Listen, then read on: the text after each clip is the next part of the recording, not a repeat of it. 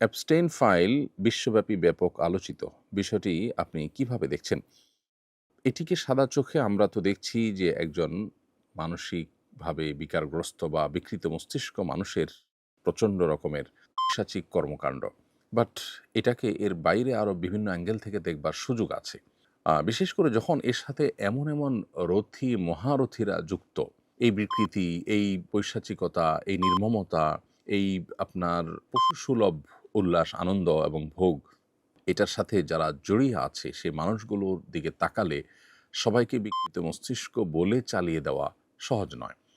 দ্বিতীয়ত, এই ব্যক্তি অ্যাবস্টেইনের বিভিন্ন বক্তব্য, তার বিভিন্ন সময় সাক্ষাৎকার এবং তার উপর অল ওভার যে ফলো আপ, সেটির সামারিতে এসে নিশ্চিন্তে বলা যায় বা নির্দ্বিধায় বলা যায় যে এটা মূলত শয়তান পুজো যারা করে তাদের রিচুয়ালের অংশ। আমি অতি সম্প্রতি একটি ভিডিওতে ইউএসএ থেকে কোনো একটা অনুষ্ঠানে একজন ইহুদি নারীকে একজন সাংবাদিক প্রশ্ন করেছে যে, "আপনাকে একটা ভালো ইহুদি ফ্যামিলি হিসাবে আমরা জানি। আসলে কি তাই?" তখন সে ভদ্রমহিলা তার ফ্যামিলির বিভিন্ন হিস্ট্রি বলছিলেন এবং বলছিলেন যে, "নিরুপায় হয়ে আমাদেরকে যেতে হতো, আমাদেরকে নিয়ে যাওয়া হতো এবং আমাদের ফ্যামিলিতে বাচ্চাদেরকে বলি দেওয়া হতো।" এই যে অ্যাবস্টেইনের এখানে বাচ্চাদের প্রতি যে নির্মমতা, তাদেরকে নিয়ে আপনার বিভিন্নভাবে অপহরণ করে এনে তার দ্বীপে, তার বিভিন্ন হোটেলে সেগুলোকে আপনার মানে জাস্ট অন্য ১০ টা পশু জবাই করে আমরা যেভাবে খাই সেভাবেও না, বরং অত্যন্ত নির্মমভাবে এই শিশুগুলোকে শেষ করা এবং নানাভাবে আপনার তাদেরকে উপভোগের বস্তুতে পরিণত করা।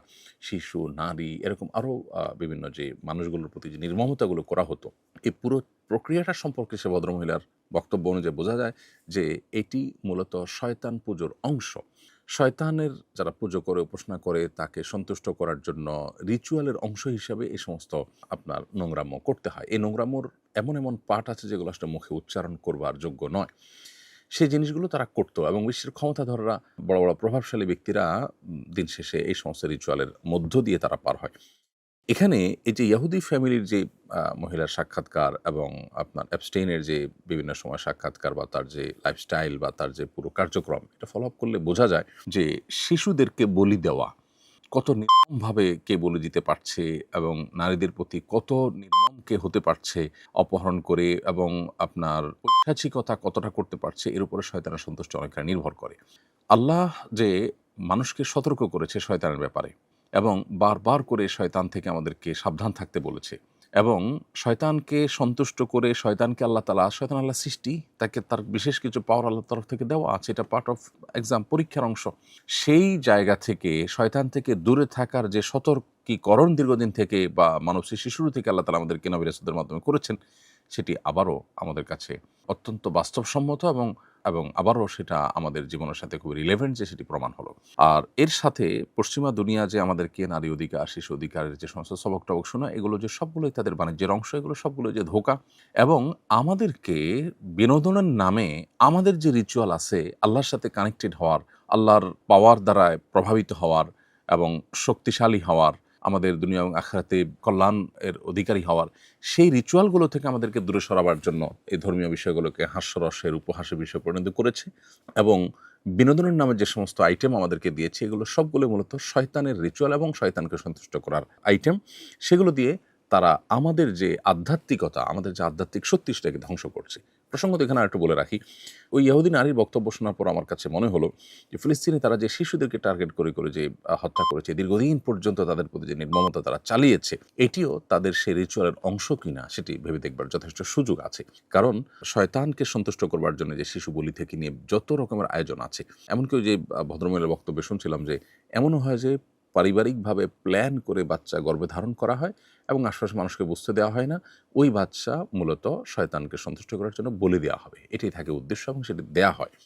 এই যে পুরো কার্যক্রম, এখান থেকে নতুন করে আমাদের আল্লাহর নেয়ামত ইসলামের প্রতি আমাদের আরও বিশ্বাস বেড়ে যায়, আরও আস্থা বেড়ে যায় এবং আল্লাহর প্রতি আরও অগ্রসর হওয়ার গুরুত্ব আমরা অনুধাবন করতে পারি।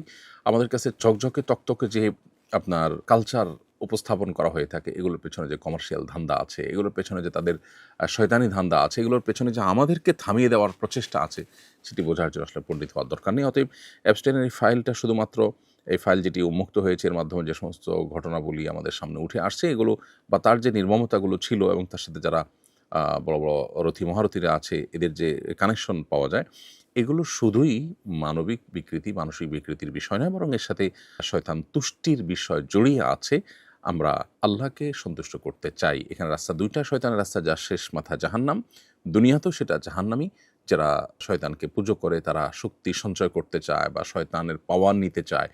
এই পাওয়ার দিয়ে তারা হয়তো দুনিয়াতে সাময়িক রাজত্ব করে, কিন্তু তারাও মানসিকভাবে কেউ আসলে সুখ পায় না। অতএব এই এপস্টাইনের ফাইল, এটা নিয়ে অনেক কথা বলার আছে, এটা নিয়ে অনেক কথা ভাববার আছে। কোরআনে কারীম যে বাল মূর্তিকে পুজো করতে নিষেধ করেছে, সেই বালের বিশেষ অনুগত ছিল এবং তার জীবনের অনেক কিছুতে সেটার প্রভাব পাওয়া যাচ্ছে। এখনকার যে সমস্ত তথ্য-উপাত্ত আসছে তাদের মাধ্যমে, গণমাধ্যমের মাধ্যমে সেগুলো থেকে বোঝা যাচ্ছে। তো এই যে বাল এর যারা পূজা করত, যেটাকে আপনার ওই যে লিঙ্গ পূজার টাইপের যৌন বিকৃতি বা বিকৃতি যৌনতা, এর সাথে যাদের সম্পর্ক আছে, এরা মূলত ওই বাল মূর্তির পূজার ওইটাকে চর্চা করছে। এপস্টাইনের মধ্যে সেই জিনিসটাও পাওয়া যাচ্ছে।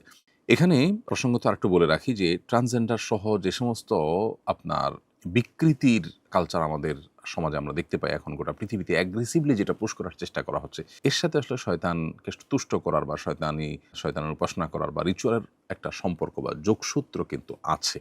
অতএব পুরো বিষয়টা আসলে অনেক বড় খেলার ব্যাপার। আগামীর পৃথিবী এটি যতটা না অস্ত্রের যুদ্ধের পৃথিবী, তার চাইতে বেশি হবে আপনার স্পিরিচুয়াল যুদ্ধের পৃথিবী।